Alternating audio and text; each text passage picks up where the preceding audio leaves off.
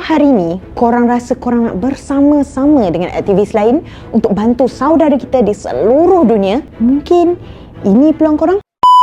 Pendaftaran untuk Global Sumut Fortilla 2.0 kini dibuka kepada orang ramai.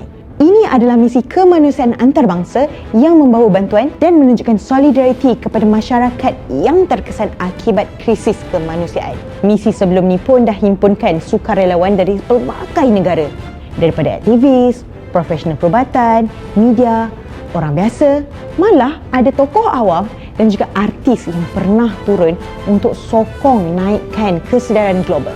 Jadi, bagi edisi 2.0, pihak penganjur sekali lagi membuka peluang kepada peserta awam yang mempunyai pengalaman yang relevan dan berkelapangan masa untuk menyertai pasukan misi ini. Orang ramai yang berminat untuk mengetahui lebih lanjut mengenai isu ini, korang boleh lawati media sosial rasmi Global Sumut Fortilla.